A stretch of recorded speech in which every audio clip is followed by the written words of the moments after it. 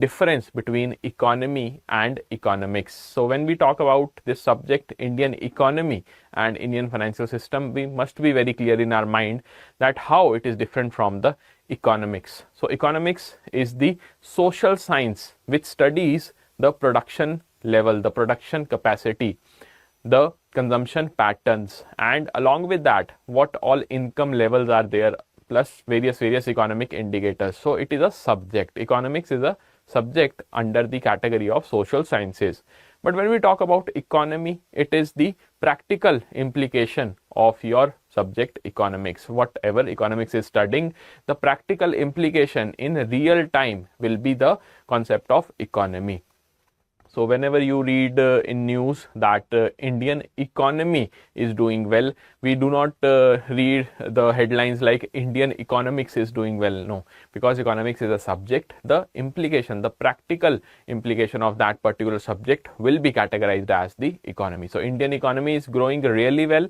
You can say that we are talking about the economy, but it is under the domain of the subject of economics. Fine. So the particular example will be applicable here also when we talk about the definition. So economy, the system of production, trade and consumption, the basis of country's wealth, will be termed as the economy. But when we talk about economics, simply stated, it will be what? It is the social science that will study the production, distribution, consumption of goods and services, and the final, you can say, production of goods and services will be known as the GDP only. The concept of GDP will be studying in module B, but yes, you must be very clear in your mind that what is the basic difference between the economy and economics domain.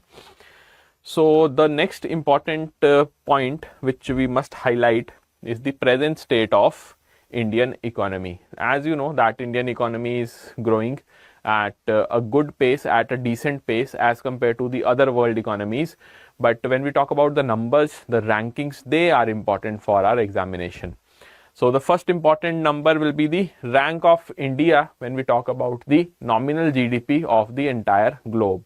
So India is ranked at 4th position in the latest report of IMF, which has published the World Economic Outlook report, and therein we can say that by the end of 2025, India will be surpassing the country of Japan to become the fourth largest economy of the world. The aim of Indian government is what? That we should breach the threshold, the benchmark of $5 trillion economy. But right now the numbers are not that high. Right now we are sitting at what? 4.19 US dollar. 5 trillion we will become, but it will take time. Next important number is the GDP. When we talk about the comparison with the PPP, that is purchasing power parity, India stands at the 3rd position when we talk about the purchasing power parity scenario across the globe. So these two numbers you must be remembering, because one question has already been asked by the IIBF from here only. Okay, so very important, highly important, I would say. Next, when we talk about the evolution of our Indian economy based on one database, and that database is given by the economist Angus Madison. That is why this particular database is named after him, Angus Madison database. And what does this particular database studies or tells us about the world economies? It will tell you about the GDP numbers, the GDP growth. So the trend is very important when we talk about the study of Angus Madison database. First of all, it will start from 1000 AD till 1600 AD, then 1600 AD to 1700 AD, 1700 AD to 1870 AD, and how the various economies are doing in these particular timelines. So the contribution of India and China in the global GDP, it was what? 50.5% when we talk about the year 1000 AD.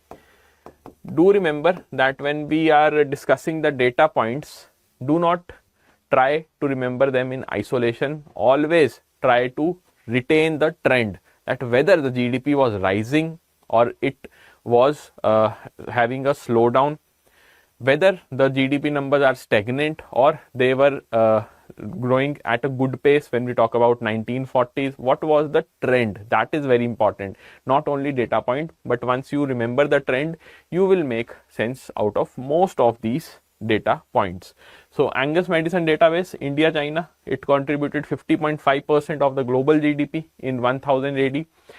Then in 1600 AD, the share has gone up. Now it is moving upwards in 1600 AD. If you are sitting in 1600 AD, you will notice that there is a significant growth from 50.5%. Now it is 51.4% when we talk about the contribution of India and China combined together towards the global GDP.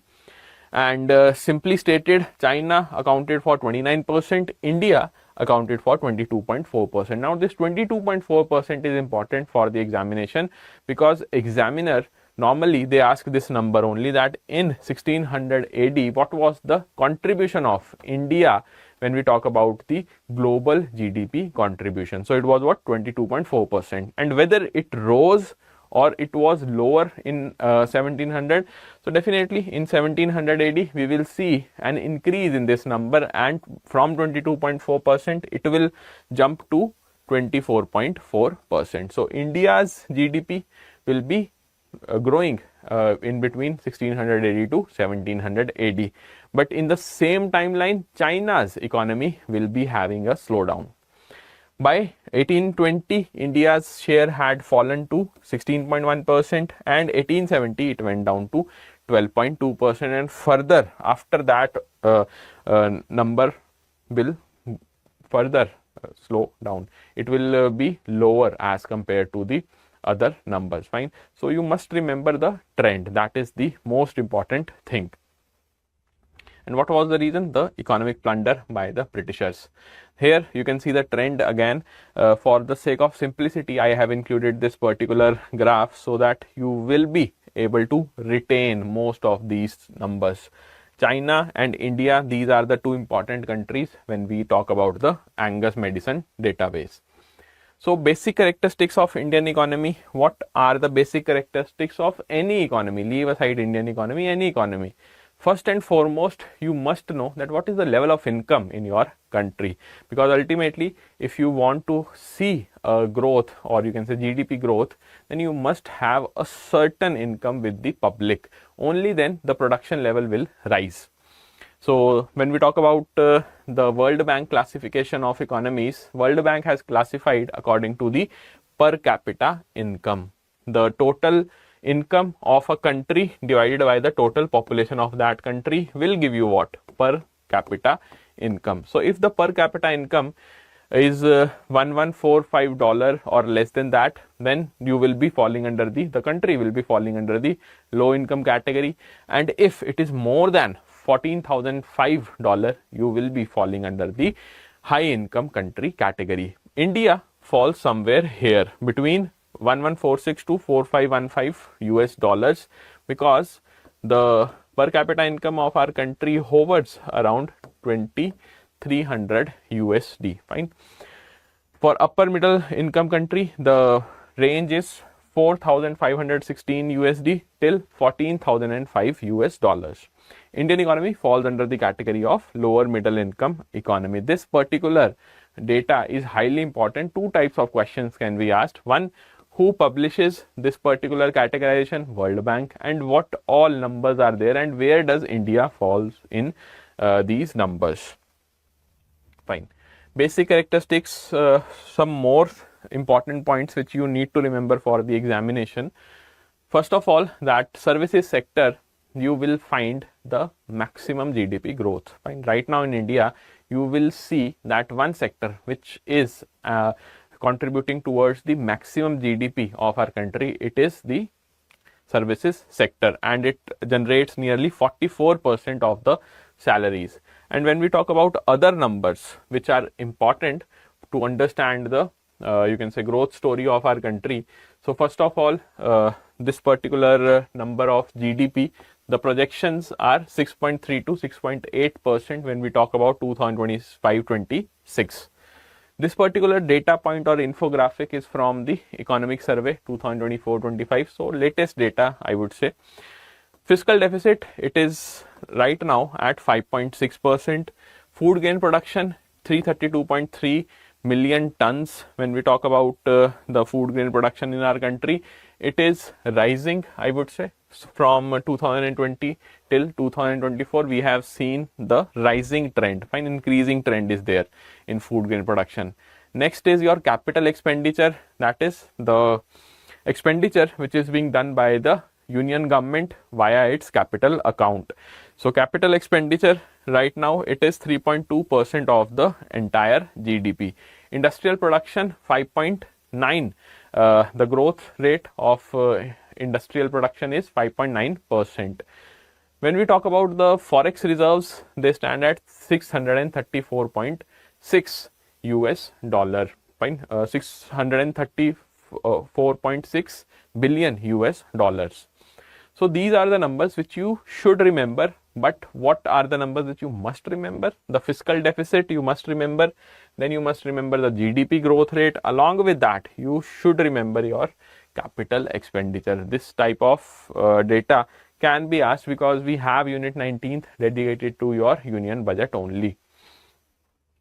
Fine. Next, the factors influencing Indian economy. There are various factors starting from your per capita income. It is on the lower side. You have the rapid population growth. Right now we are sitting at the first position when we talk about the population. High rate of unemployment is there, no jobs. Underemployment, jobs are there but not in your specific domain where you have done your educational qualification.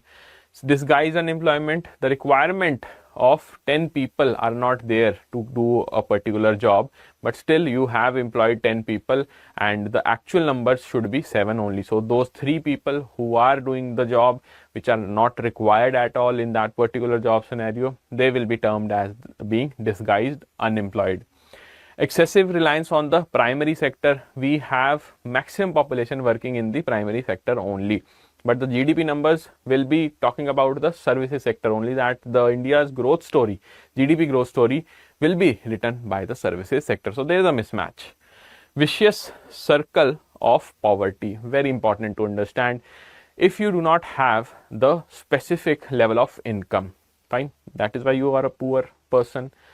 Now, if you are poor, you won't be able to have the level of savings which are necessary to have the investment going. So if you do not have the income, how you will save? If you are not saving, how you will invest? And once you do not invest, then how the assets will be created in your country? The assets are not created in the country. That will lead to what? No capital formation again. And once the capital formation is not there, asset is not forming in the country, you won't be having the job opportunities which must be there so that your income will rise. Again, you will be falling in the poor category and the vicious circle will keep on moving. Next, we have rising unemployment. This has been covered in the third point. So what other developments in Indian economy are essential to know when we talk about the unit number 1? Two things are very important: per capita income and total GDP. So if we see the time frame or the timeline between 1600 AD to 1947, this particular timeline is very important, and in this particular timeline only, India's per capita income rose definitely. It was an increase of 12% for India, but shift your focus towards this number. 553% was the growth rate of the per capita income of Britishers. So between this time, India's PCI per capita income rose at 12% and Britishers enjoyed the percentage growth in PCI as 553%. Huge mismatch, I would say. Contrast is there. India's total GDP during 1600 to 1947 increased by 2.4% only, 2.44, 2.4, whatever you want to call. But for Britain, it was 52%. Here you will see 52% rise. So again, huge mismatch is there. These numbers are important for the examination. Now, one home charges, a particular term is given in the book itself.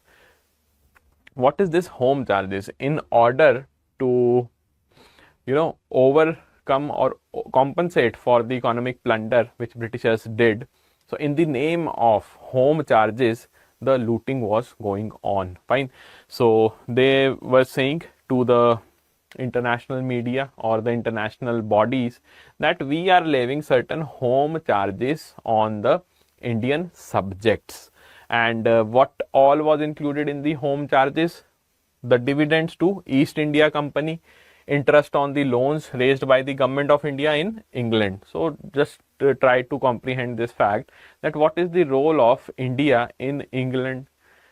Indian people are paying some things, you can say, I would say large chunk of their salaries or their monies to the Britishers to build something in UK. So that makes no sense. Expenditure on the British Army stationed in India, bringing them to India, nobody asked them to do that. Pensions, annuities, retired British officers.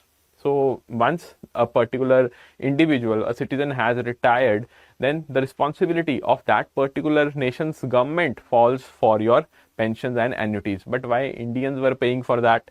Payment of your guaranteed interest to railway companies plus salaries of Secretary of State and entire staff. So you can see that all these were being collected by the Indian subjects in the name of home charges. Question can be asked that which of the following are the component of home charges which the Britishers collected from the Indian subjects. So mark this important. IBF can ask you this question.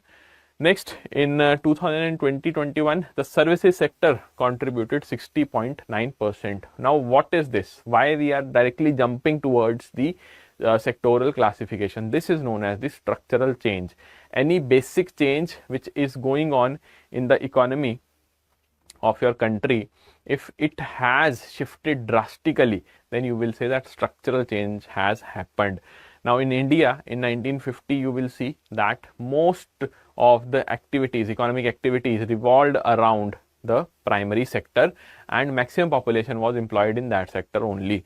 But slowly, gradually, you will find that a shift has been there and a structural change in Indian economy is noticeable now, that services sector is doing the maximum numbers when we talk about the GDP growth. It contributes maximum to the GDP growth. So share towards GDP, tertiary, then secondary, then primary. That is the trend. For working force, the highest you can say working population is employed in the primary sector, then tertiary, and then secondary. Fine. Services sector drives the industry and the overall economy of our country. That is the you can say perception and actual scenario of the Indian economy. And why the services sectors? The services sector is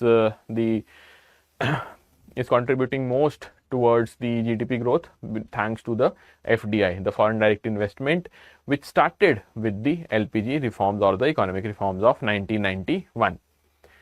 Okay, so now it's your turn to tell me that do you have any doubt, any kind of doubt, and if you do not have any doubt, just tell me the answer to these questions. We have two questions right now.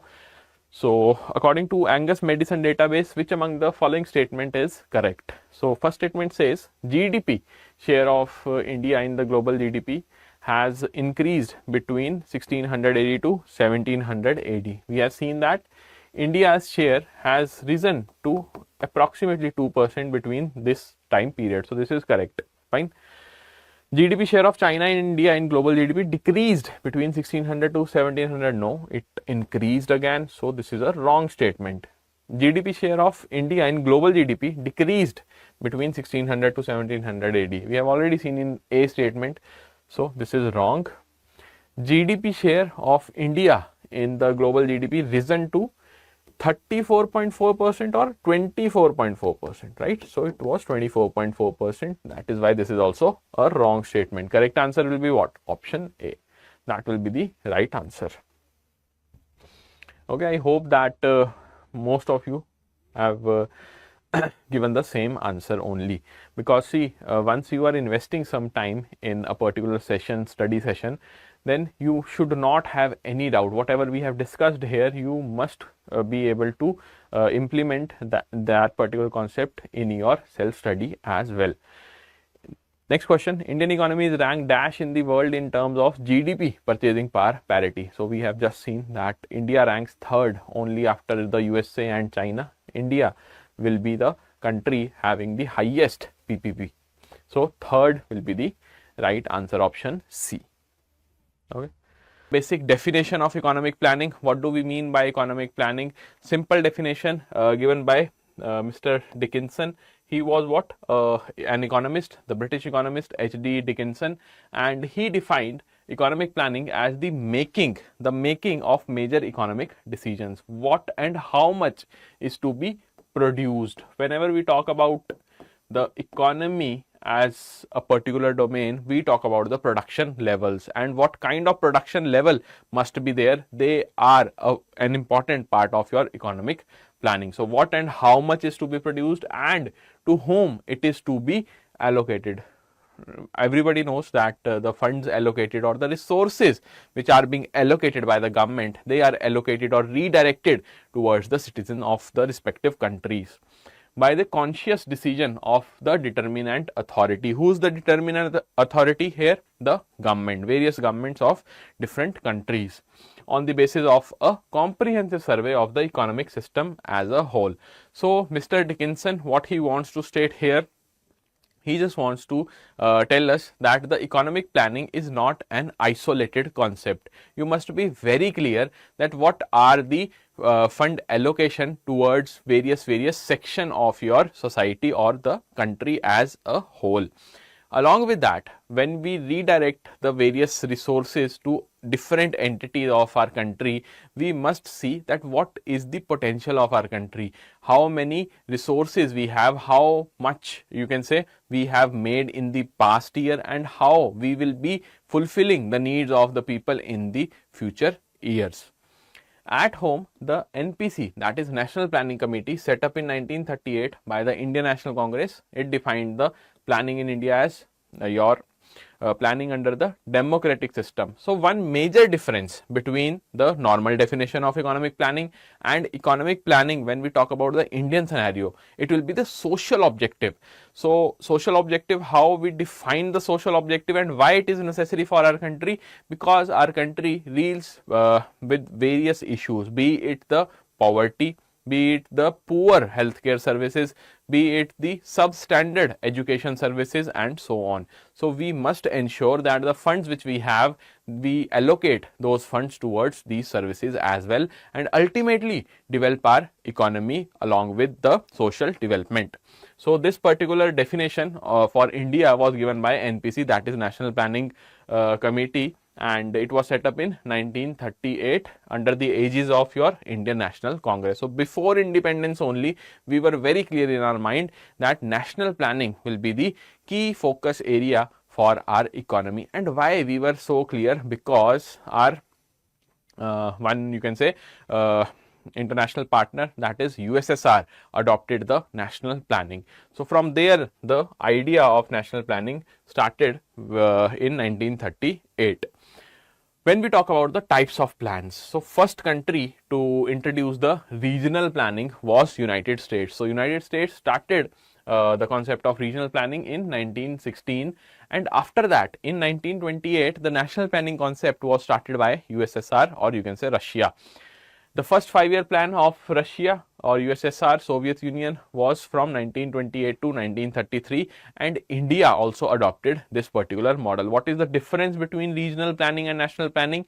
When we talk about regional planning, separate regions are planning their economic resources for their own. No central government's interference is there. But when we talk about national planning, then central government will be disbursing various resources to different states or different regions of a particular country. So when we talk about India, so India from the day one only, it was very sure, very certain that we need the national planning. Okay, so types of plan done. Now let's move on to the objectives of economic planning. What are the basic objectives? That why do we need economic planning for our country? There are 6 major objectives, which starts from the first one being your economic growth. without economic growth you cannot sustain your economic development, and these two terms will go hand in hand. In upcoming chapters we will be discussing more about economic growth and economic development, but basically when we talk about economic growth we talk about the numbers. We are very much interested in the GDP numbers, in the per capita income, in the purchasing power parity, in the employment level. All these numbers will ultimately define the economic growth, and it is one of the major objective of economic planning. Next, poverty alleviation. We must eradicate poverty from our country, otherwise we will be hovering around the vicious cycle of poverty, and we will never be able to come out of the basic poverty level. Employment generation, why it is important? It is very you can say important, because when we talk about the job creation in any country, it will define the asset creation. Ultimately the purpose is creating the asset so that the production level will begin. How? Job creation will give you salary, it will give a stable income, so you will have certain funds, then from those funds you will be saving certain amount on monthly basis. Whatever you have saved on monthly basis you will be investing that fund, and ultimately that investment, if all the citizens of a country are involved in investing their money, it will do what? Ultimately go into the asset creation, and once the asset is created, production level in the entire country will be rising, and it will lead to what? It will lead to the economic growth. Economic growth, along with that the funds which are there now revolving in the country, they will define the path for the economic development as well. Public health services and your educational services plus other social services will be ensured only when you have the asset creation, you have a particular production level in your country. So everything starts from the employment generation, that you can say.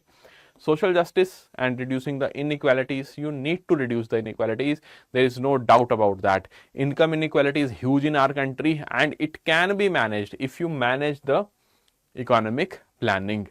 Self-reliant economy, right now we are sitting as the import-led economy. We must become the export-led economy in order to have that particular orientation that we need to move towards being a developed nation. Once you are importing goods more and your export potential is not that huge, you are spending the money. Fine, you are paying for the bills for those goods and services which you can also produce, and that is the reason why we want to become a self-reliant economy. Last one being modernization of the economy. If the modernization is not at par with the global standards, then nobody will choose your country for the investment purposes. Again, if there is no investment, the funding is not present in your country, you will be having the asset creation at the lowest level. But what we want for the economy to grow, to be at a boom, we want the asset creation to be high. It must achieve the peak if we are able, if we want to be able to grow as a country. So all these objectives are there when we talk about economic planning. Ultimately, if you are planning your resources as said by Mr. Dickinson, then only you will be able to grow as a country. So basic growth of the country will be ensured via the economic planning. Okay, now next topic which is important to understand, so that while when you will be studying the 12 5-year plans, these terms will not bother you. First of all, the planning commission, the basic structure of planning commission, it was established in 15th of March 1950, and who was the presiding authority there? It was Prime Minister only. In the absence of Prime Minister, Deputy Chairman will be presiding over the meetings. One important you can say entity under the planning commission was NDC, that is your National Development Council. What was the role of this NDC? In order to implement what? Implement the plans, this particular entity was formed, and it was chaired by Prime Minister of our country. You can see here also the erstwhile Prime Minister is heading one of the, you can say, planning commission meetings. Okay, now let's move on to the major objectives of 5-year plan. Actually the initial 5-year plans, I would say. First of all, it was to impart good quality education in our country. via establishing the IITs. So 5 IITs were established: Bombay, Delhi, Madras, Kharagpur and Kanpur. Then when we move on to the banking system, for banking, nationalization process was initiated under 2 phases. First phase, the nationalization of 14 banks was done. And what was the deposit amount, deposit threshold under the first phase of nationalization? The deposit amount was 50 CR. That if a particular financial institution is having the deposit potential beyond 50 CR, you will be having what? The nationalization for your particular financial institution. Phase 2, we will be talking about 6 banks. 6 banks were nationalized here. And what was the deposit threshold then? It was 200 crore. So first phase was, you can say, first phase of nationalization happened in 4th 5-year plan. Okay, you must remember this. The year was 1969 and second one in 1980. In the book, it is written that 5th 5-year plan was the plan in which the phase 1 of nationalization of banks occurred. I think it is a misprint, because the right answer will be 4th 5-year plan only.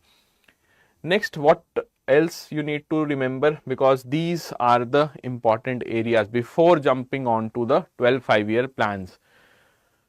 This particular data right here in front of you, IIBF asked 2 marker questions from these data points only. One question was that out of the following banks, which of the following banks were nationalized in the second phase, of nationalization? And the answer was JAIIB Bank. That was the correct answer. Second, and the 1 mark was from here. Second, you can say the question was that UCO Bank, I think this was the question, that UCO Bank was nationalized in which of the following years, or which of the following 5-year plans? So correct answer will be what? 4th 5-year plan. Okay, so these types of questions were asked in the last exam cycle only. Along with that, this particular threshold of 50 crore and 200 crore was also asked. So various shifts, there were 3 shifts. In one shift, this threshold was asked. In the another shifts, your 5-year plan was asked. Okay, so 6 you can say banks which were nationalized in the second phase. They were Punjab and Sindh Bank, Vijay Bank, then you have the Oriental Bank of Commerce, Corporation Bank, Andhra Bank and your New Bank of India. First phase of nationalization, Dena Bank, then you have United Bank of India, Central Bank, Union Bank, UCO, Canara Bank, Bank of Maharashtra, Syndicate Bank, PNB, Bank of India, BOB, IOB, and then you have Indian Bank and Allahabad Bank. So these banks, you must remember their names, the 14 banks and 6 banks, and the segregation also, because question has already been asked. So it automatically becomes important. Okay. Then the 5-year plans, they talked about one Gadgil formula. What is this Gadgil formula? Like right now in the Niti Aayog, we focus upon the cooperative federalism. We talk about what?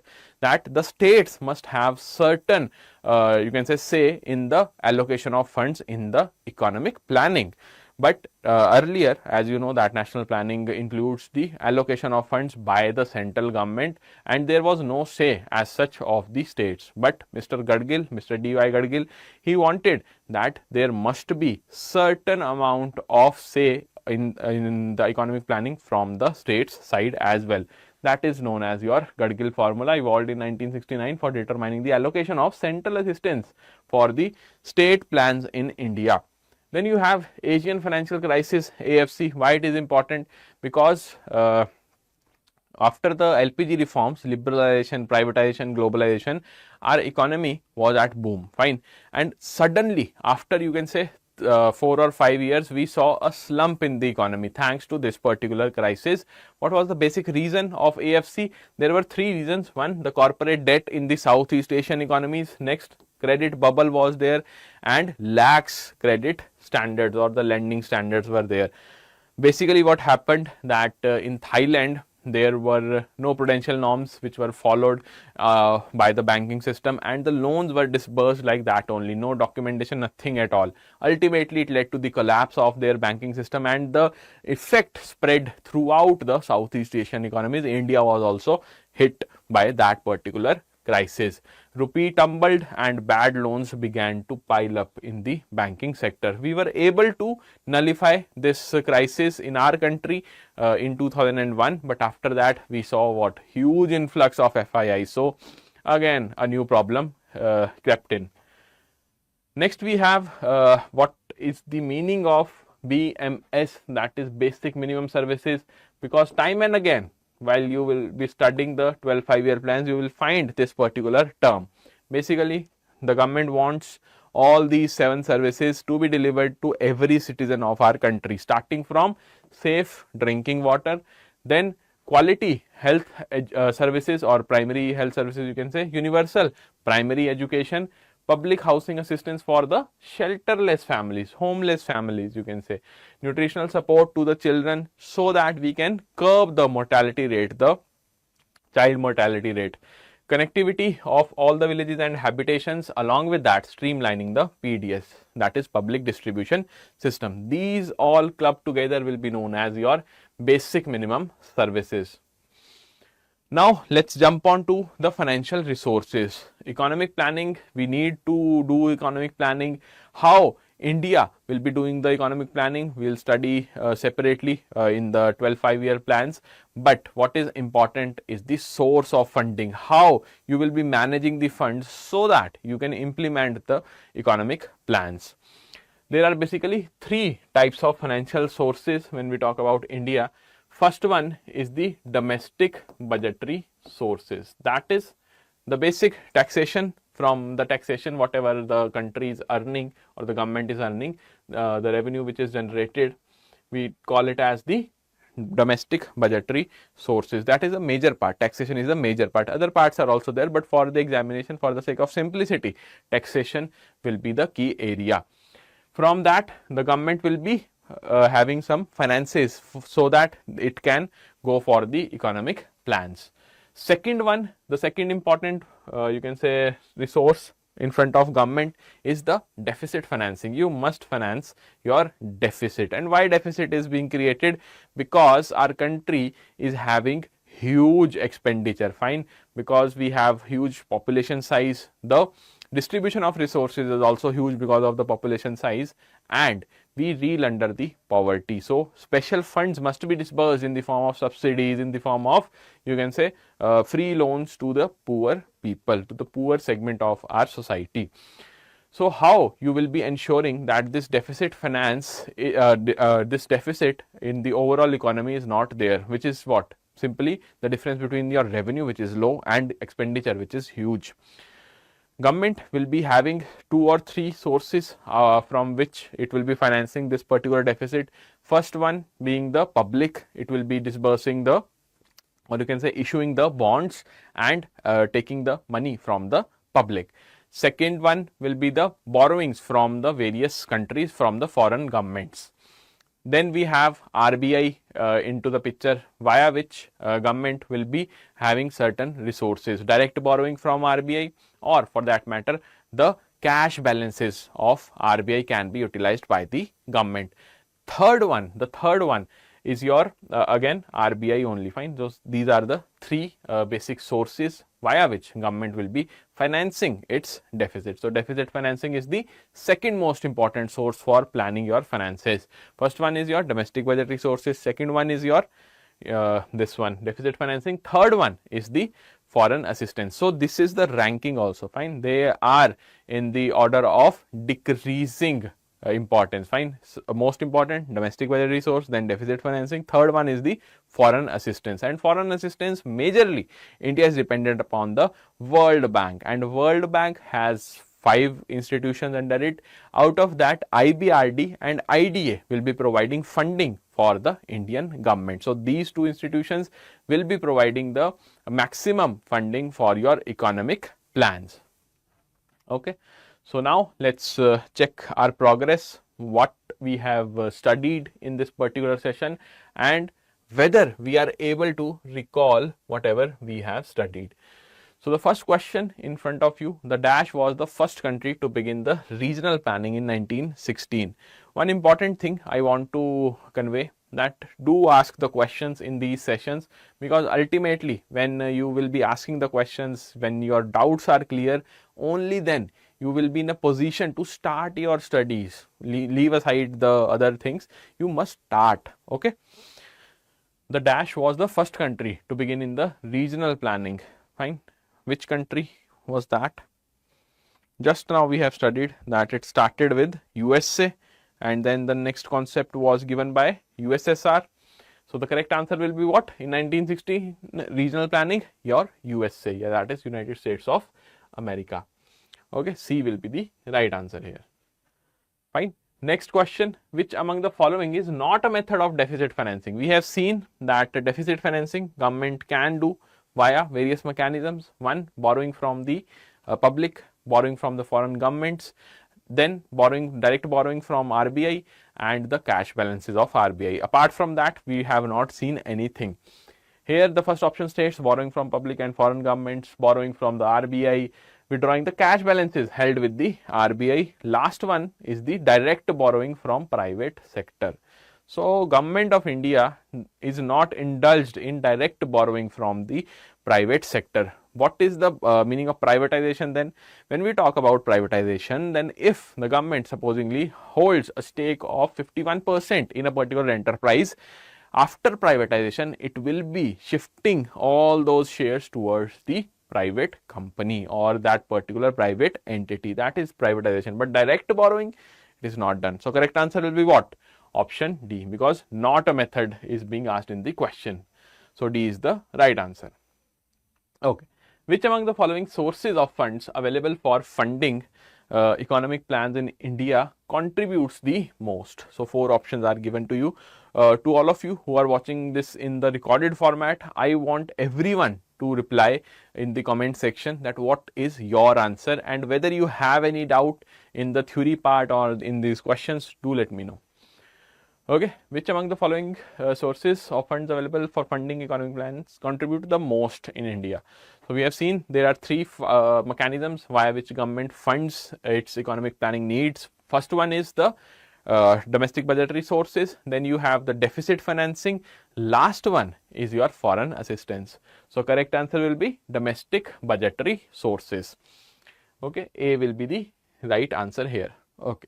Now, if I ask you one question, in this particular question only, if I shift the options, domestic budgetary sources is there and last option is non-tax revenue. If I just eliminate non-tax revenue and in place of non-tax revenue, I just write this one, tax revenue, fine. In place of non-tax, let's just have a discussion. If there is written as tax revenue, the last option is tax revenue, then which of the following will be the most important or most relevant, most contribution will be from domestic budgetary sources or tax revenue? That is your homework. Okay.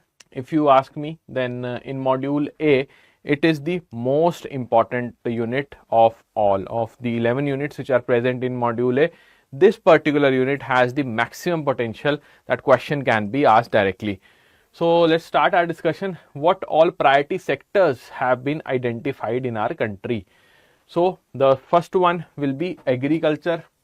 Okay, agriculture will be starting with agriculture only. After that, you will have MSME, that is micro, small and medium enterprises, then export credit, social infra, housing and education. Renewable energy is a new entrant thanks to the 2015 MDG expiration and the beginning of the SDGs. India is completely focused towards renewable energy generation. Why? Because we have pledged to go beyond this energy capacity via renewable energy sources.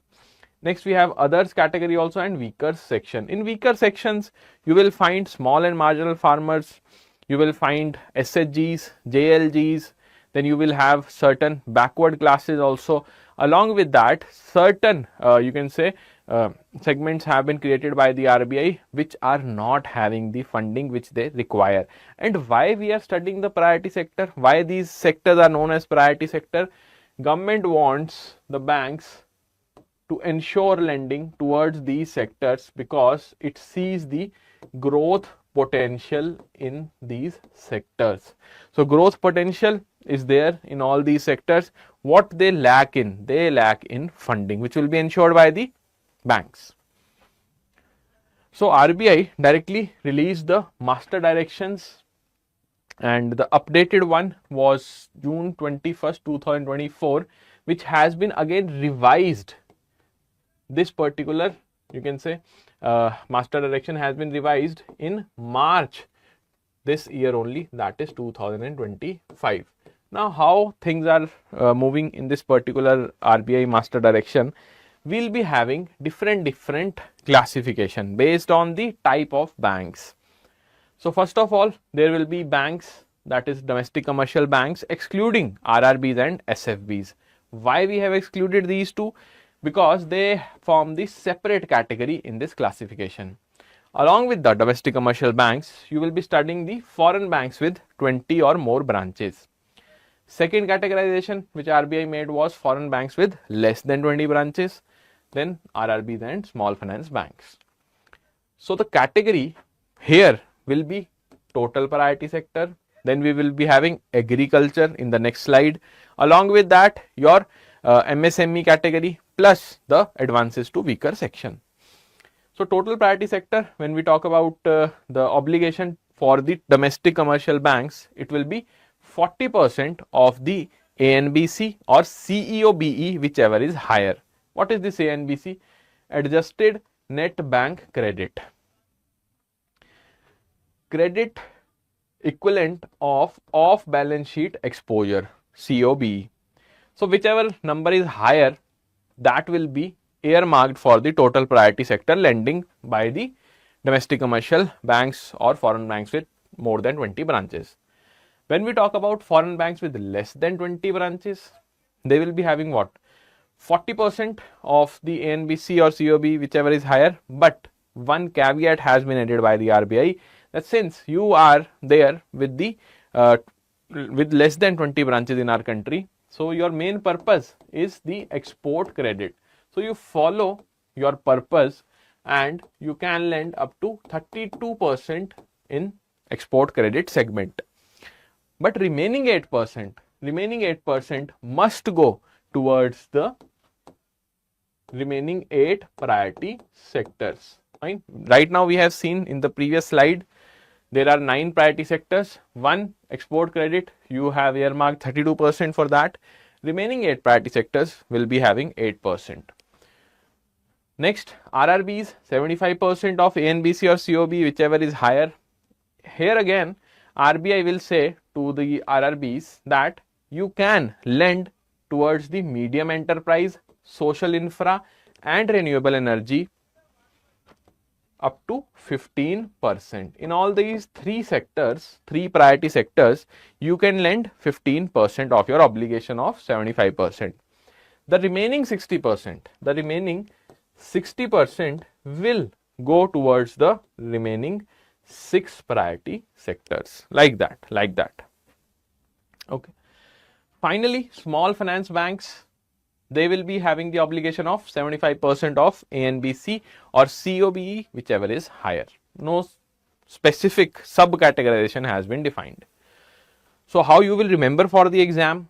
40, 40, 75, 75. That is the basic thing, the minimum criteria which you must remember. After that, 32% in your foreign banks with less than 20 branches, 15% in RRBs, that's a different story altogether, but minimum 40, 40, 75, 75 you must remember. Next is the agriculture. Agriculture, the guidelines were revised. Fine. March 2025, you will find that RBI added one specific category in the agriculture PSL category. For the domestic commercial banks with the along with the foreign banks with 20 or more branches, RRBs and small finance banks, the agricultural part will be applicable. But when we talk about foreign banks with less than 20 branches, no applicability will be there, be it the agriculture, micro enterprise or advances to the weaker sections. Here in agriculture, 18% of ANBC or COB, whichever is higher, was earmarked for your domestic commercial banks along with foreign banks with more than 20 branches, and RRBs and SFBs all have the same percentage when it comes to the agricultural priority sector lending. What is the addition in March 2025? The addition is this: out of 18%, the 14% of 18% basically, it will be to focus towards the NCF category, that is non-corporate farmers. Similar for your RRBs and same is for your SFBs. Now out of this 14%, the 10% will be earmarked for your small and marginal farmers. So remember, in agriculture 18% is the overall target. Out of this 18%, 14% is fixed for your non-corporate farmers. Out of the 14%, the 10% will go towards the SMFs, that is small and marginal farmers. Micro enterprises, all the three verticals will have 7.5% as the obligation. Advances to weaker section, 12% for your first category, domestic commercial banks and foreign banks with more than 20 branches. 12% for your small finance banks, but there is an increase when we talk about the RRBs. So RRBs have the obligation that they must lend minimum 15% of their ANBC or COB, whichever is higher, under the advances to weaker sections. Fine. So how you will remember all these data points? For total priority sector, 40, 40, 75, 75. For agriculture, 18, 18, 18. Micro enterprise, 7.5, 7.5, 7.5.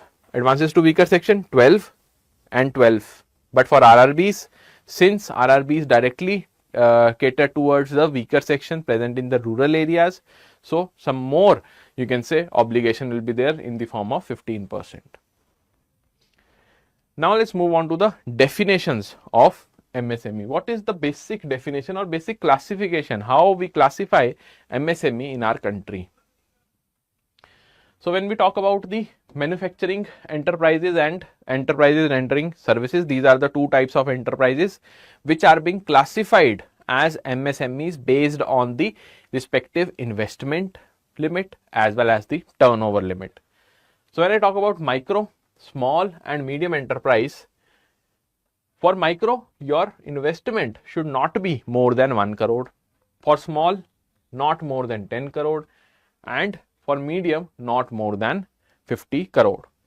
This particular limit was there from 2020 till March 2025.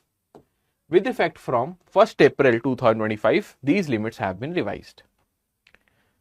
Okay. So investment 1, 10 and 50. Annual turnover, just multiply this by 5. You will get 5 crore. Multiply this by 5, 50 crore. Multiply this by 5, 250 crore. These are the limits which you must remember for your examination. This number we have seen 1, 10 and 50 for the investment. For the turnover, the number stands at 5, 50 and 250. But now the revised one, which are with effect from 1st April 2025.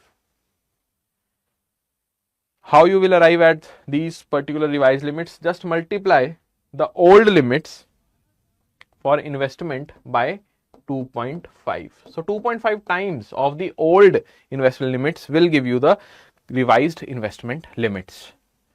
Similarly, for the turnover, just multiply the old limits with 2 and you will get the revised limits. So in a nutshell, if somebody asks you that a particular enterprise will be categorized as the micro enterprise in our country if the investment is not more than dash crore. So it will be 2.5 crore. Small 25 crore investment I'm talking about. Medium 125 crore. Turnover 10 CR for your micro. For small it is 100 crore and for medium it is 500 crore. Why government shifted its focus towards changing or increasing these limits? Because of the growth potential which this particular sector holds. Fine. So more the limits, more are the chances that we will have all the enterprises which are having the growth potential into the net, under the net of MSMEs. And why it is important? So that once they are being classified as MSMEs, now the government initiatives will reach or will be redirected towards those particular enterprises. And once they achieve all those benefits, they acquire all those benefits of the government initiatives, they will be in return giving the growth numbers which government wants. Now let's see one by one some important initiatives for your MSMEs, starting off with the microfinance under Mudra Bank. Now when we talk about Mudra Limited or Mudra Bank or Pradhan Mantri Mudra Yojana, these objectives or these characteristics will remain the same. Full form of Mudra: Micro Units Redevelopment, or you can say Micro Units Development and Refinance Agency. So basically it will be focusing upon the micro units. Fine. Mark this, very, very important. Micro units. Why? Because micro units are having a classification that 2.5 CR for your investment and 10 CR for your turnover. So we are under the Mudra Bank targeting these micro enterprises. So the loan limit will be in between these amounts only, way lower than these amounts, I would say. Launched on 8th April 2015, objective to fund the unfunded. In India, maximum you will find micro and small enterprises. I would say more than 97% of MSMEs are micro and small only.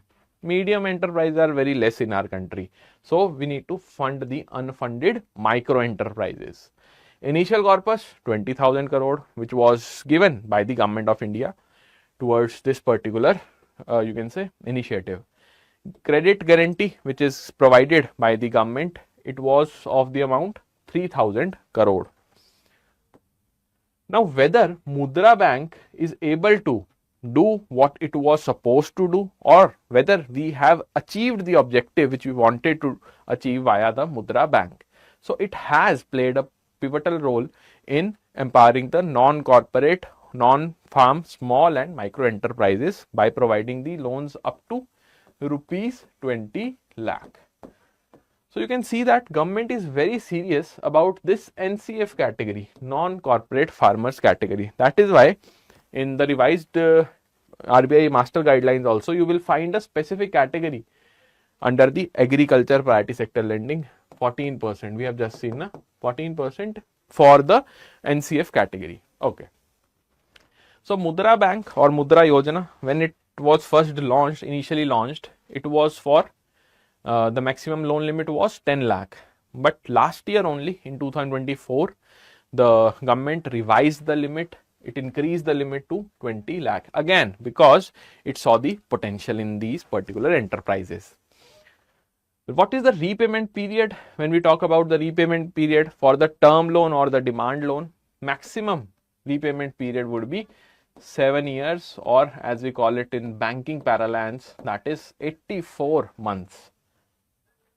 Working capital for 12 months subject to annual review. Now review process is very stringent when we talk about the MSME loans, and there is no doubt that under Mudra Bank scheme or PMMY scheme, these particular loans will be under the review system for a longer period of time, because 7 years is the maximum period. Nil charges are there when we talk about any service charges there or not, inspection charges are there or not, or for that matter any guarantee fees is there or not. So right now it has nil charges. OD facility, is it available? Yes. What is the amount? Up to 10,000. Now when we talk about the Mudra loan categories, initially there were 3 categories only: Shishu, Kishore and Tarun. This category, Tarun Plus, has been added in 2024.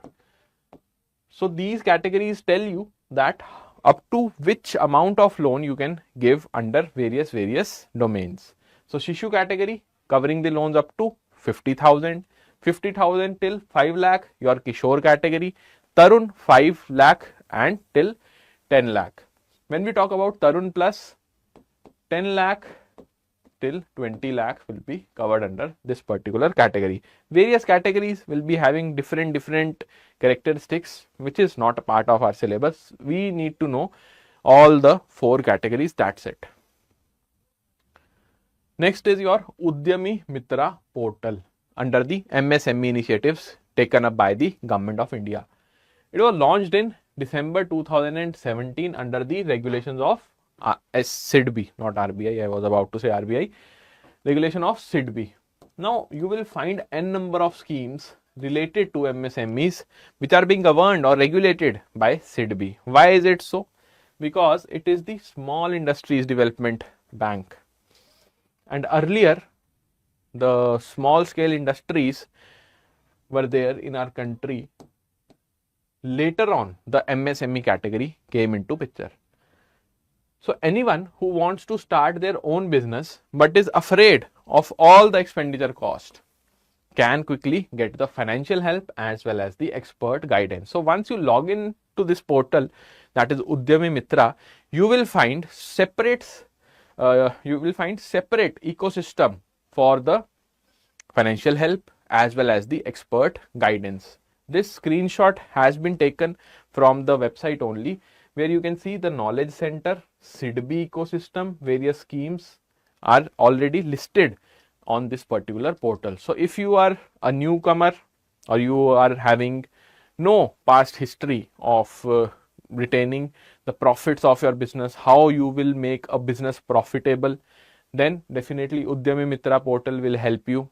If you are falling under the category of MSMEs, if you need the credit for the business expansion, then again Udyami Mitra portal will help you out. What is the address? It is www.udyamimitra.in. Who can apply? Or any individual who wants to kickstart his business, his or her business, or already owns one but comes under the MSMEs. Next important scheme is Pradhan Mantri or Prime Minister Employment Generation Program, that is PMEGP. A very old scheme being implemented by Khadi Village Industries Commission, and you being bankers, you must be knowing about this scheme. Why I am saying this? Because when it was launched way back in 2008, banks were given targets that you must achieve these much targets, 2 loan, 3 loans on daily or weekly basis under PMEGP scheme. So the Government of India approved the introduction of credit linked subsidy. Government will be providing the subsidies if you are availing the loan under this particular scheme, and the year of genesis was 2008. Collateral free loan up to 10 lakh is the limit for your loan. When we talk about the maximum cost of project, it is divided into 2 parts. One, your manufacturing sector, another one your services sector. The maximum limit for the manufacturing sector under this particular scheme is 50 lakh. This is the maximum limit, maximum loan limit which you can avail under the PMEGP scheme. But when we talk about the services sector, it is 20 lakh. These numbers are highly important. Even if these limits are not being asked in the exam, they are highly relevant for you guys being a banker. To generate the employment opportunities in rural as well as urban areas of the country, while setting up the new self-employment ventures, projects or micro enterprises. That is the basic aim, to generate the employment. Now, when we talk about the implementing agency, it is KVIC. Already we have discussed that. What is the age limit here? Is there any age criteria? So, above 18 should be the age of all those individuals who want to avail the benefits of this program. When we talk about the educational qualification, whether there is certain educational qualification required to avail this benefit or not, answer is yes, but for a specific limit. If you want to avail the loan beyond 10 lakh, fine, because your project is having the amount of, let's suppose 15 lakh in the manufacturing sector. So beyond 10 lakh in manufacturing sector. And if the project cost is beyond 5 lakh in the business or services sector, then you must fulfill the educational qualification of passing the 8th standard. So 8th standard you must have completed, passed in that. Only then your project cost, if it is beyond 10 lakh in manufacturing sector and beyond 5 lakh in services sector, then you can have the loan under the PMAGP scheme, otherwise not. Next scheme is Spurti scheme. When we talk about scheme of fund for regeneration of traditional industries, simply you need to remember two keywords. One, we will be targeting the traditional industries. What are traditional industries?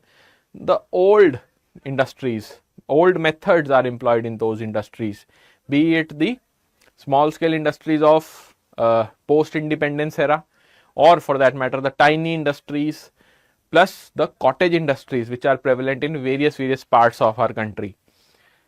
Next, the second keyword which you must remember is the cluster. So the cluster based approach is USP of this particular scheme, clusters. So what government will do here via district administration, supposingly there is a village V, they will identify 3 or 4 regions in this village V and make various clusters, cluster 1, cluster 2, cluster 3, cluster 4, based on the occupation of the people who are residing in these regions or clusters. Now, the government will infuse competition by giving the targets, specific targets to these clusters, that C1 will have the target of making 250 units, C2 300 units, C4 500 units, C3 100 units. And once they will achieve those targets, it will imbibe the feeling of competition in all of them, ultimately leading to the profitability of their business. Yes or no? So that is the main agenda or the crux of cluster based approach in the Spurti scheme. Who is the nodal agency? Again, KVIC, Khadi Village Industries Commission.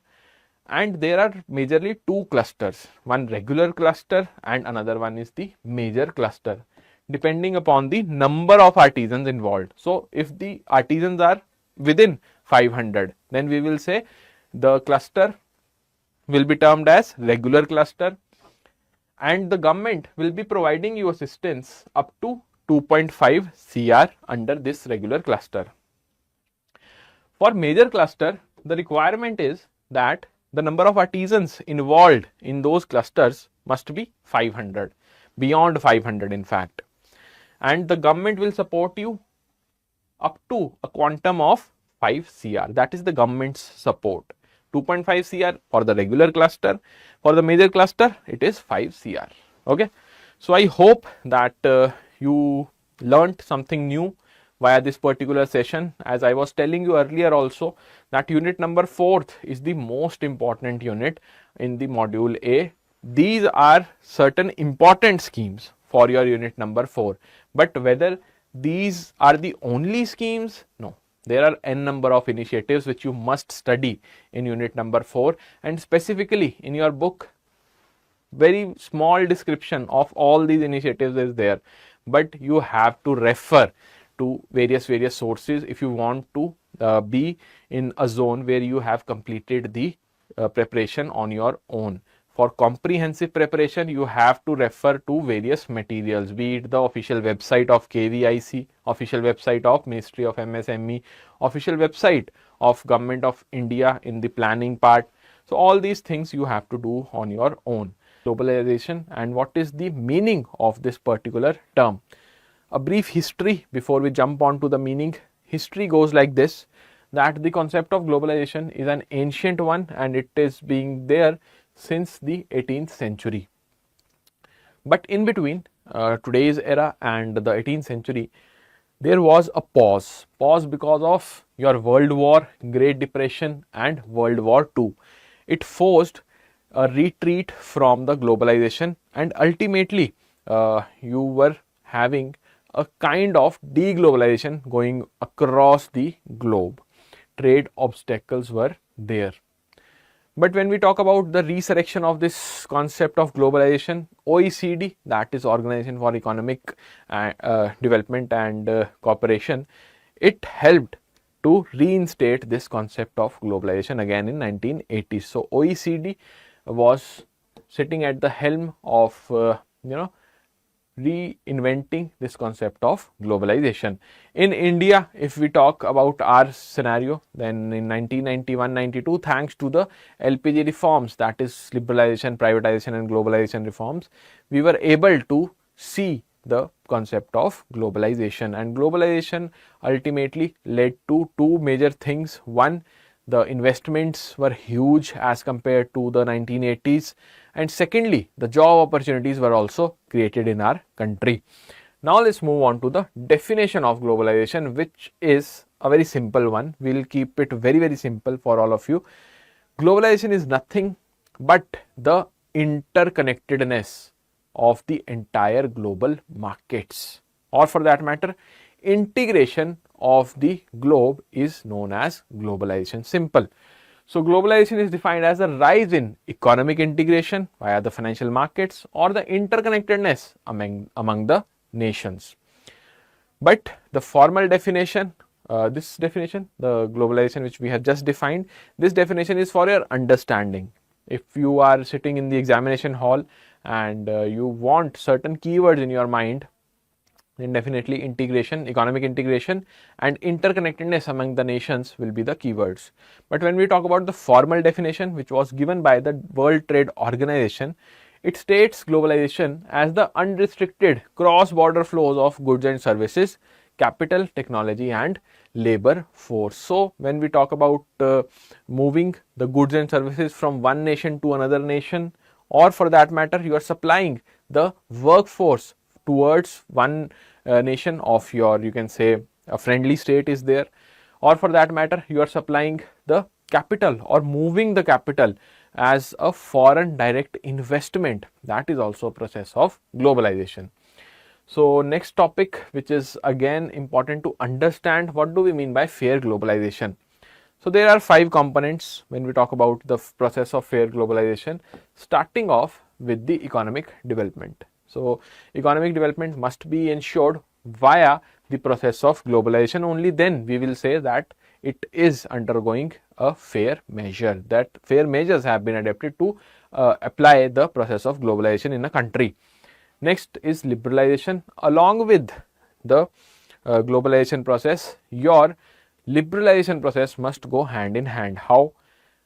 The rules and regulations which are there governing the process of globalization, they must not limit the process of other players to enter in the country. Fine. So liberalized rules must be there, no red tapeism must be there, then only we will say fair globalization measures have been taken. Next, social development, not only the development of, you can say, the entire country based on the GDP numbers, that is known as economic growth, you must ensure that societal level or the societal groups also reap the benefits of the globalization. Then we have environmental conservation. Rapid construction should not be there. That is just one example. Rapid, you can say, development must not happen in the country, and due to that rapid development of your nation, environment should not take a back seat. So environmental conservation must be there, environmental measures must be seriously taken up by the global players. Inclusion of the society, again social development, along with that the gender inequality must be curbed. All these measures if taken, you will say that fair globalization is going on in your country.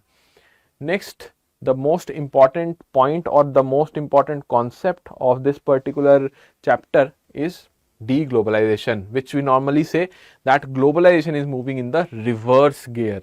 So, deglobalization along with the protectionism. What do we mean by deglobalization? Simply reverse the process of globalization. So, in the globalization concept, we have seen interconnectedness of the nations is going on. We are saying that yes, globalization is there. But if we disintegrate that particular interconnectedness, we have entered into deglobalization. You are no longer engaged with the other nations, be it in the form of trade or for that matter workforce supply or your needs, whatever you want for imports as well as exports. If that particular thing is happening, you have entered into the process of deglobalization. Now, once your country has acknowledged that it is undergoing a process of deglobalization and it passes certain laws or reinstates certain laws, acts which back this particular process of deglobalization, now you have the protectionist measures going on in your country. So, if a particular process of deglobalization has the backing of the law with it, then you will say that protectionist measures are there in a particular country and the process of protectionism has started. Next, when we talk about the types of protectionism, there are three major types of protectionism, starting off with the tariffs. Tariff basically means that certain taxes have been imposed to curb the supply from the other country. So, your imports, you want to curb your imports via increasing taxes on various goods and services. Next is your import quotas. Import quotas basically they limit the quantity. You are not willing to take, or you can say intake more quantity from the other nations and you want to curb the imports. Two factors determine this import quotas measure.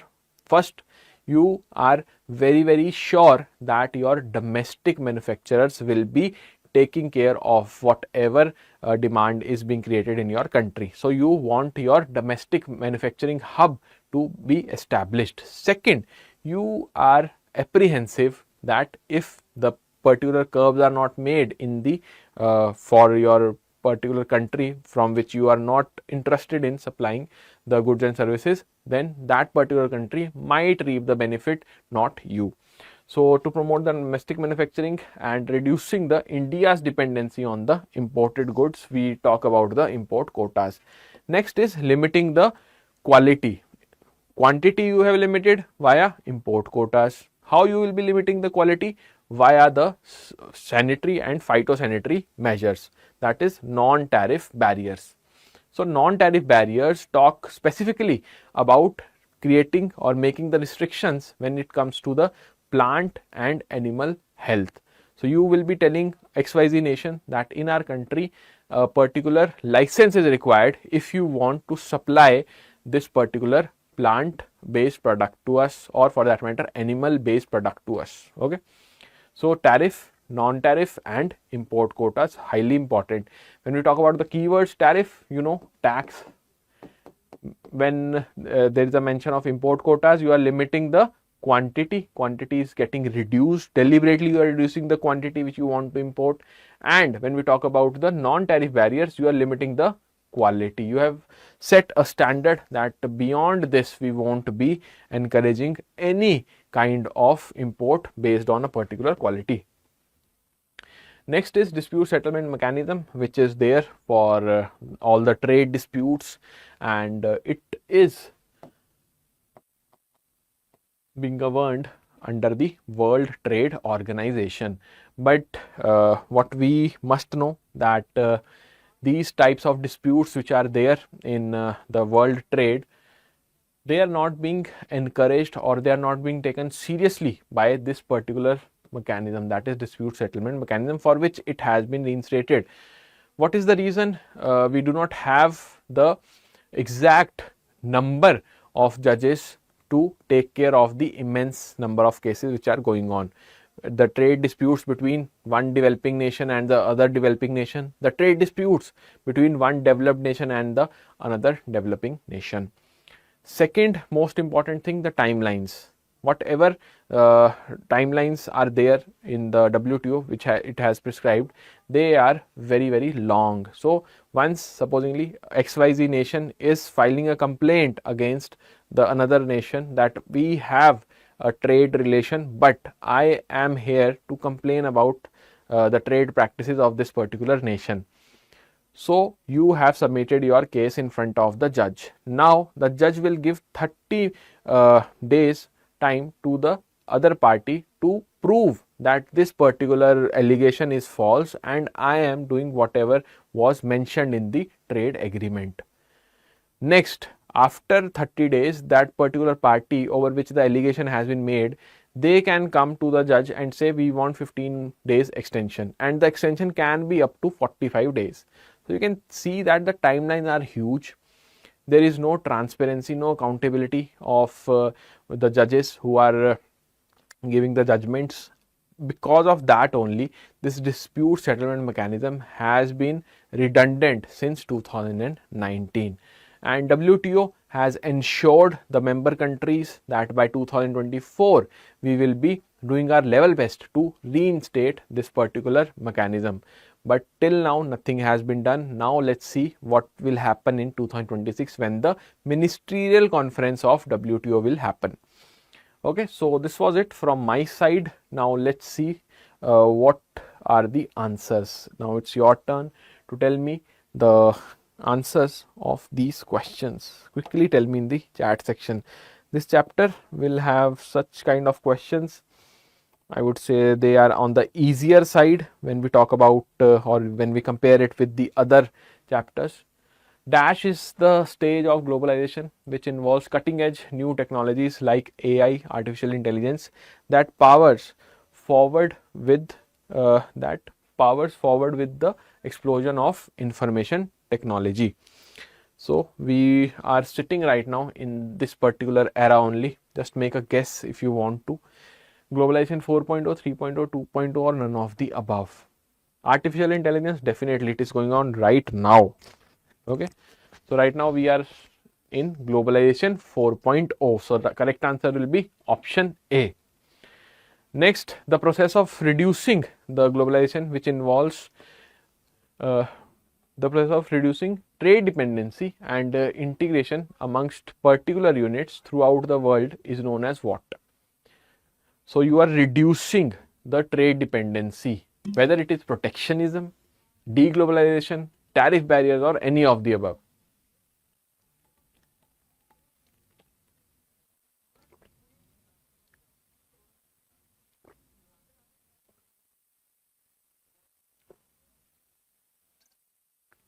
Quickly tell me what is the right answer. Protectionism, when we talk about, it is being backed by a law. Okay, deglobalization backed by a law, that is protectionism. Deglobalization as a process, complete reversal of the process of globalization. Tariff barriers, basically you are asking for huge taxes. Any of the above if you feel so, but what will be the right answer? Simple process has been asked, so the correct answer will be deglobalization, that is option B.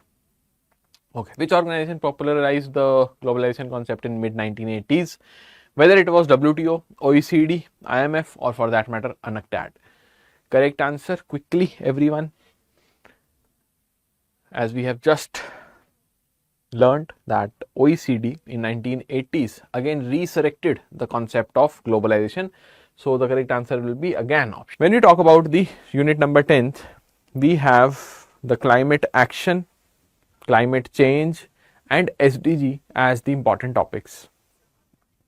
Under SDGs, the Sustainable Development Goals, you must understand that what do we mean by sustainable development. Growth though everybody knows, but what about the sustainable development? Sustainable development, a very simple definition given in the Brundtland Commission. It states that you are indulged in doing the activities in your economy in a manner where your needs, your today's, the present needs are being fulfilled, and you are leaving the resources for the future generation as well. The growth which you are doing today, it is not hampering at all the growth aspects for the future generation. That is the simple definition of sustainable development given by Bahlan Commission in the report of our Common Future 1987. When you talk about the core elements of sustainable development, there are three elements. One, the economic growth. Second, the social inclusion or the social development. Third is the environmental aspect. If you club the growth with the development, you will get a complete package of the economy. But environmental aspects are being completed only when you include them in the sustainable development. Sustainable development, basically it started only after the introduction of your climate change and climate action plan. So environmental protection is one of the core element of your sustainable development, apart from the developmental activities and the growth activities going on in the economy. So when you talk about the SDGs specifically, they are there since 2015. The timeline is from 2016 till 2030. So before 2016, MDGs used to be there, that is Millennium Development Goals, and the expiry of those goals were 2015. So by 2015 they expired, and UN, that is United Nations General Assembly, it touted the SDGs as the go-to goals for your future years. Till 2030 they will be in line. After that, nobody knows whether the SDG 2.0 will be there or some other model will be introduced by the United Nations. In total, there are 17 SDGs, 17 goals. Along with that, when we talk about the specific goals, they are distributed, or you can say they are being reconstructed via various targets. So in total, there are 169 targets in the SDG model. Plus, when we talk about the difference, the distinguishing factor between the MDGs and the SDGs, how you will be distinguishing them?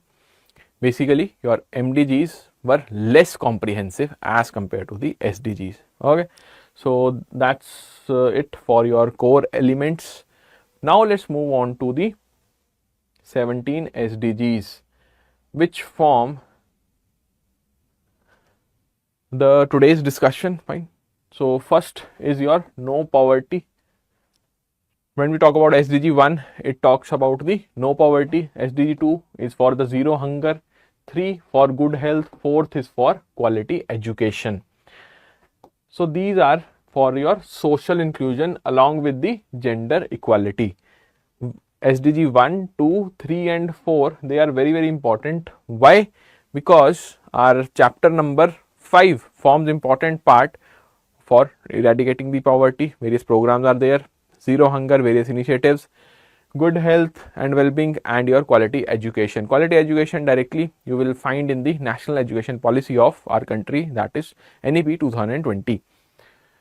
Why gender equality is important for the examination? Because here we are lacking. Out of these 17 goals, we are only lacking here, that is in the gender equality, and our score states that we have only a dismal score of 49 out of 100. When you talk about the next important SDG, it is SDG 7, affordable and clean energy. Again, directly related to the Panchamrits under this chapter only. Climate action, SDG 13, decent work, economic growth, SDG 8, industries, innovation, infrastructure, SDG 9, and the last one which is important is the SDG 17, that is partnership for the goals, because it indirectly talks about the process of globalization. So when we talk about what kind of question can we ask from this chapter, directly IIBF asks you that no poverty is a particular task which has been assigned by UNGA to the entire world, and what is the SDG? So SDG 1 will be the right answer. Like that, for SDG 7 it can ask that it pertains to what? Directly you can say affordable and clean energy. Next, when we talk about the progress of our country, So as I was just telling you that there is a score, a composite score, and the score is based on the index which has been prepared by the Niti Aayog. So when we talk about this particular index, it studies the 16 SDGs. One SDG is not included here. Which one? The goal 14. That is life below water. It is not included in the Niti Aayog's index. Why? Because India is having only 9 coastal states. So if we include goal 14, it will be unfair for all those non-coastal states because their score will be 0. That's why we have not included it altogether. There are 4, you can say, rankings in the Niti Aayog index, SDG index, which are aspirant, performer, front runner and achiever. So these rankings are being clubbed together into categories. Aspirant will be a category where the score is between 0 to 49, performer 50 to 64, 65 to 99 will be front runner category, and for you to belong to or to come into the achiever category, you must score 100 as a state. Okay. So when we talk about the India's progress, how India has progressed over a period of time, India has progressed leaps and bounds in your SDG 7, that is affordable and clean energy, and the score stands at 96. That is the goal wise performance. But when we talk about the dismal performance of our country in the gender equality, so it is reflected with the score of 49 only. Only 49 is the score. So here the improvement should be made. SDG 5 needs improvement, whereas SDG 7 we are excelling in. Okay. Next, when we talk about the Panchamrit commitments which are being made by the Indian government to the United Nations, we have 5 targets, fine, clubbed together known as Panchamrits. So when I talk about the first target, it will be net zero emission, that is 0 greenhouse gas emissions by 2070, 500 gigawatt of non-fossil energy capacity by 2030. Next, we have 50% of our energy requirement will be from the renewable energy sources by 2030 again. The carbon emission, right, they will be reduced by 1 billion tons by 2030. So reduction of carbon emission is there. Along with that, carbon intensity, the localized version of your carbon emissions, they will be reduced by less than 45% by 2030. So one thing which is common across these 5 commitments, or the Panchamrits as we know them, only this, the net zero emission, has the target year as 2070. Rest 4, all these 4, the remaining ones, they have the target year as 2030, which is what? Which is the expiry year of your sustainable development goals. Now next, when we talk about the CSR activities, they are under your unit number 10 only, and one question, or you can say a case study type question, was asked in October 2025 based on the CSR activities. So the obligation, what kind of obligation is there on all the corporates who are falling under this criteria, and if they fail to meet those obligations, what is the penalty? These 2 things are very important. So when we talk about the Companies Act, Section 135 of the Companies Act defines the legal support for corporate social responsibility in our country. Specifically, Schedule 7 explains it at length. So when we talk about what type of company will fall under the purview of corporate social responsibility, a type of company where the net worth is more than 500 crore, or the turnover is more than 1000 crore, or for that matter the net profit has been more than 5 CR.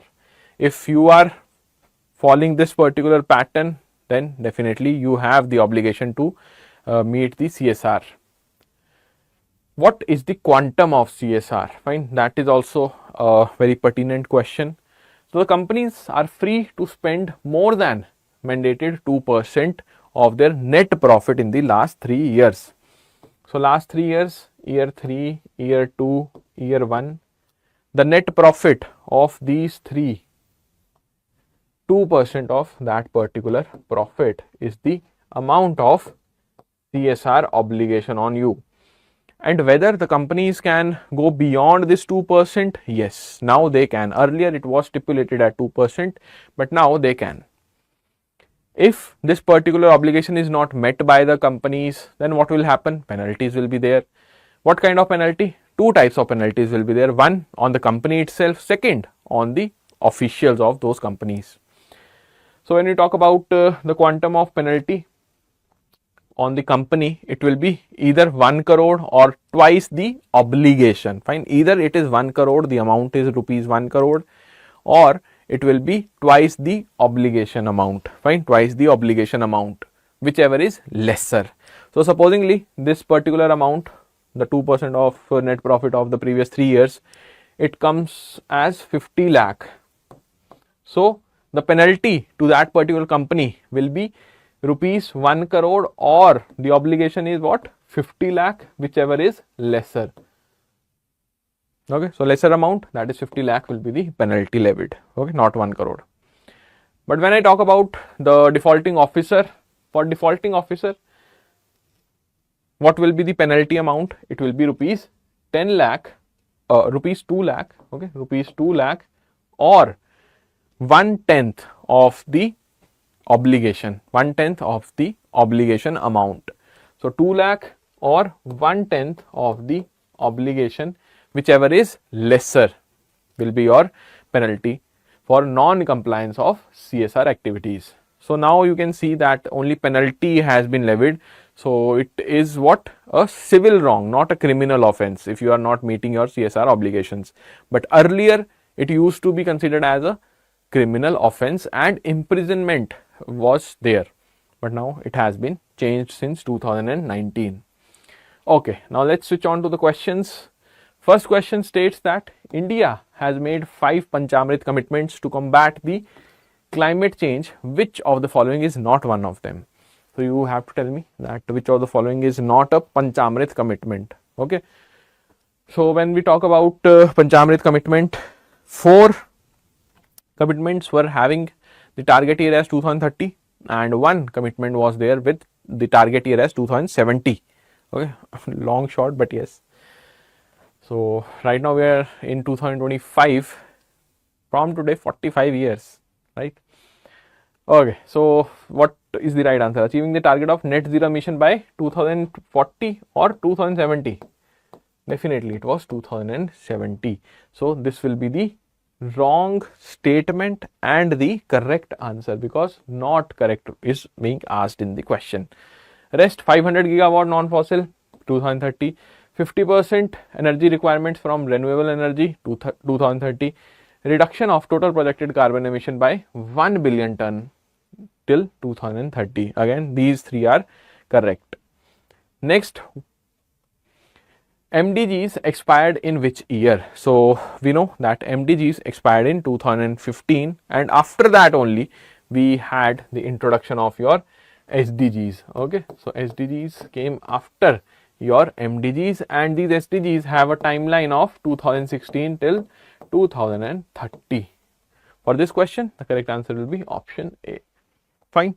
The issues faced in Indian economy, various issues are there, starting off with the slowdown. So the recent slowdown in the Indian economy happened during the COVID-19, where we saw the negative growth for the Indian economy. But when it comes to the core idea of issue, or you can say the core issue which is there in the Indian economy, it starts from the unemployment or the lack of job creation in the country. So according to the data which we have right now, we are having 2 types of, you can say, job related issues. One, unemployment, where we do not have the opportunity to grab a job. Underemployment, you want a particular job in your domain only, from where you have passed, supposedly you have done the educational qualification for the doctorate, but you are doing some menial job, menial tasks which involve certain low level administration. Fine. So that is a mismatch in your educational qualification and the actual job which you are doing. So underemployment is happening, or it is prevalent in our country. So for the COVID-19, we have one data which is important to highlight, that how the negative growth can impact and how the unemployment rate are interlinked with that particular negative growth. So over 1.8 crore salaried jobs were lost between April to July 2020. When we talk about the unemployment rate in August 2020, it was 7.4%, and the latest data after that states that right now we have somewhere around 6.3% as the growth in employment generation. So 7.4% was the unemployment rate in 2020, but right now the growth in the employment creation is 6.3.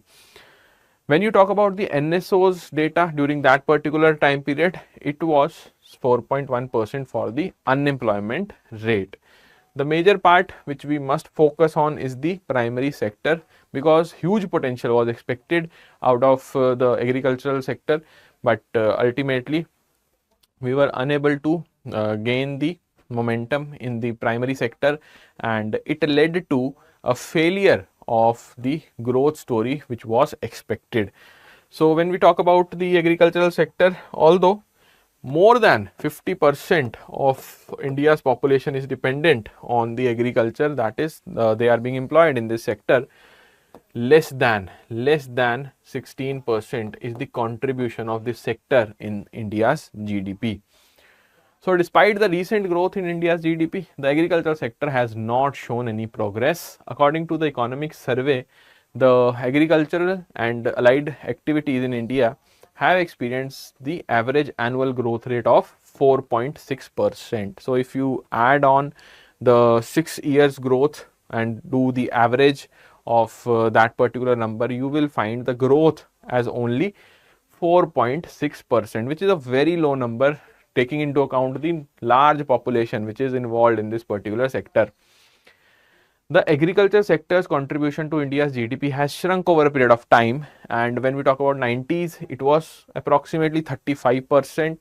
Now it is only 15%. So less than 16% is the contribution towards our GDP when we talk about the agri and allied sectors. See, whenever there is a mismatch between the population involved and the contribution to the GDP, it is an alarming situation. What are the reasons for that? First of all, we do not have the responsibility, or you can say there is no accountability on any of the stakeholders who are involved in the primary sector. Various stakeholders are there, be it the farmers themselves, be it the government, or for that matter some external agencies as well. Nobody is accountable or held accountable for the low growth. That is the reality. Second point, the literacy level are not high. Let's just face the reality. When we talk about the rural areas, today also there are n number of rural areas in our country where education is either not provided or a substandard of education services has been maintained. Ultimately, the people who are not being qualified, well qualified, they will switch to some manual work, some manual laborers will be there, and they will get stuck in the agricultural sector only. They won't be able to surpass the bridge from agricultural sector to the services sector, and this number will keep on growing. That maximum population is involved where? In the agricultural sector, and it is detrimental to the economic growth of our country again. So next point is your poverty elevation. We need to eradicate the poverty from the country. And what is the benchmark when we talk about the poverty? Who defines this particular poverty? So according to World Bank, if you are earning equal to or less than $3 per day, then you are termed as poor or you fall under the poverty line. Here 1.90 has been written deliberately because all of you who are studying from the books, it might be there as 1.90. It is there as 1.90 in your book, but it has been changed twice. Once it has been made 2.5, and now the latest number is $3 per day. This is the number which you must remember for your November exam. Okay, November 2025. Why? Because updates till June 2025 will be asked, and this amount has been revised in June only, that is last month. Okay, so extreme poverty you are living if you are not earning more than $3. According to the data in 2011 in India, we had 268 million people as poor. And when we talk about the data of Planning Commission, which is highly important, question can directly be asked from this particular data, what population or what rural population or urban population falls under the poverty. So rural population, the percentage is 25.7. For urban areas, it is 13.7%. This is highly important, very, very important, along with the limit prescribed by the World Bank, that is $3. Next, the programs, various programs are there for poverty alleviation in our country, and it starts from the IRDP, Integrated Rural Development Program is the first one from where we will be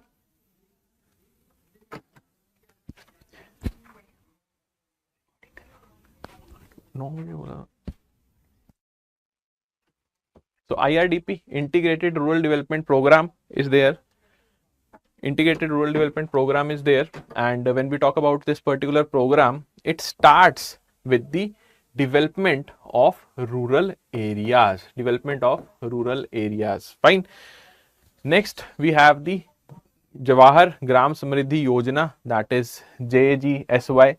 Here you will find one thing, that after the Samriddhi Yojana has lapsed, we have your NREGA scheme, that is Mahatma Gandhi National Rural Employment Guarantee Yojana. Jawahar Rozgar Yojana of 80s was further extended to your NREGA scheme. National Food Security Mission, National Rural Urban Livelihood Mission, this is the fourth one, which ensures that the food requirements of our rural as well as semi-urban areas are being met. Pradhan Mantri Jan Dhan Yojana, along with that Garib Kalyan Yojana will be there in the rural areas. For Jan Dhan Yojana, financial inclusion. For Garib Kalyan Yojana, again the nutritional requirements, which was earmarked after the COVID hit our country.